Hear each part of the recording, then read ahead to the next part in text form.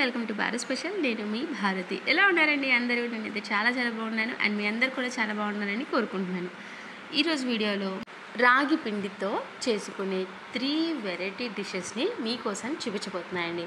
And అది కూడా చక్కగా ఫర్మెంటేషన్ ఏమీ లేకుండా అప్పటికప్పుడు ఈనో కానీ సోడా కానీ అండ్ అలానే రైస్ కూడా లేకుండా చక్కగా ప్రిపేర్ చేసేసుకోవచ్చండి.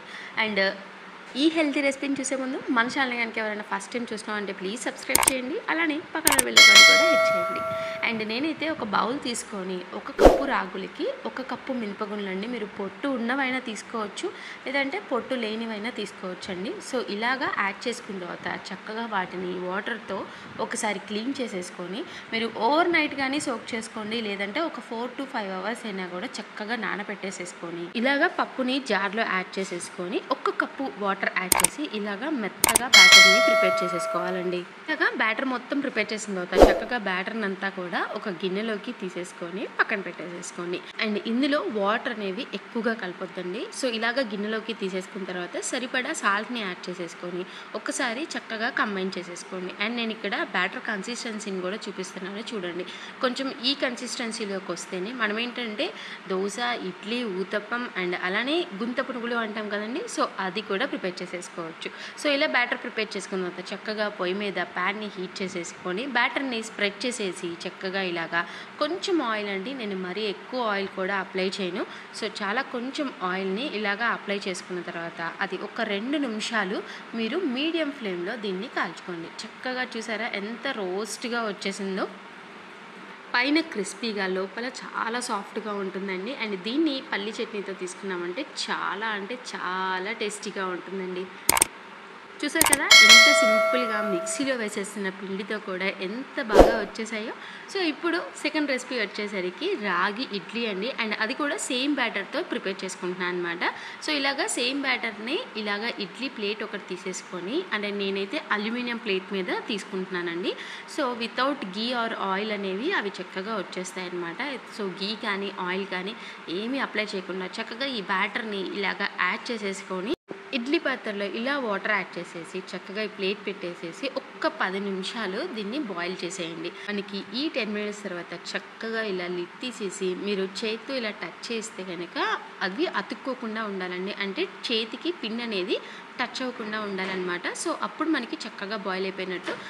సో ఇప్పుడు ఒక స్పూన్ హెల్ప్తో చక్కగా చూసారా ఎంత నీట్గా వచ్చేస్తాయో. అండ్ అలానే చక్కగా ఉడికిపోయి తినడానికి అయితే చాలా మెత్తగా ఉన్నాయండి. సో మనకి నార్మల్ ఇడ్లీ అయితే 5-6 అయినా తినేసేయచ్చు, కానీ సో ఇలాగ రాగి ఇడ్లీని ఒక 3 or 4 తీసేసుకుంటే చాలండి, చక్కగా కడుపు నిండుగా ఉంటుంది.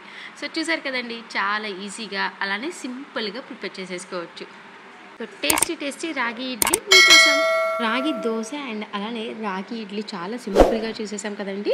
సో అంతే ఈజీగా ఇప్పుడు రాగి ఊతప్పం కూడా చూపిస్తున్నాను అనమాట. సో ఇప్పుడు సేమ్ అదే బ్యాటర్తో ఒక ప్యాన్ని హీట్ చేసేసుకొని చక్కగా 2 spoons బ్యాటర్ని యాడ్ చేసేసి నేను క్యారెట్ని చక్కగా గ్రేట్ చేసేసుకొని ఆనియన్స్ని సన్నగా కట్ చేసేసుకొని మిర్చిని కూడా కట్ చేసేసి ఈ మూడింటిని కలిపి దీని మీద యాడ్ చేసేసుకున్నాను అండి.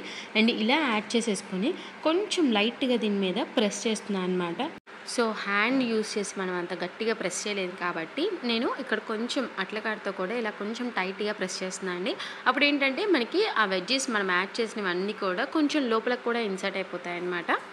సో లైట్గా కొంచెం ఆయిల్ అప్లై చేసేసి ఇలా ఒక మూత పెట్టేసి ఒక్క 5 minutes పాటు ఇలా లో ఫ్లేమ్లో మీరు కుక్ చేసేసుకోండి. అండ్ చూసారు కదా దానంతటా అదే చక్కగా మనకి అంటే అతుక్కోకుండా వచ్చేసేస్తుంది అనమాట. సో ఇలాగ చక్కగా మంచి కలర్లో మీకు బాగా కుక్ అయిపోతుందండి. అండ్ ఇలా తిప్పివేసిన తర్వాత కూడా మీరు జస్ట్ 1 నిమిషం కనుక జస్ట్ అలా కుక్ చేసేసి మళ్ళీ ఈ ఊతప్పాన్ని ఇలా ఫ్లిప్ చేసేసి ఇలాగ 4 pieces లాగా కట్ చేసేసుకుంటున్నాను అండి. ఎందుకంటే ఇది కొంచెం మెత్తగా క్రిస్పీగా, అంటే మనకి ఒకవైపు బాగా క్రిస్పీగా వస్తుందన్నమాట, వెజ్జెస్ యాడ్ చేసిన వైపు చాలా సాఫ్ట్గా ఉంటుందన్నమాట. సో అందుకని ఇలా 4 pieces లాగా కట్ చేసేసి ఇచ్చేసేయండి, చక్కగా తినేస్తారు. అండ్ నాకైతే రాగి దోశ ఇడ్లీ కంటే కూడా ఊతప్పం చాలా బాగా నచ్చిందండి. సో మీకు చాలా బాగా నచ్చింది కదా. అయితే మీరు ఒక లైక్ చేసి ఈ రెసిపీస్ ఎలా అనిపించాయో మా కామెంట్ సెక్షన్లో మీ వాల్యుబుల్ కామెంట్స్ని ఖచ్చితంగా కామెంట్ చేయండి please. Thank you for watching and signing off మీ భారతి.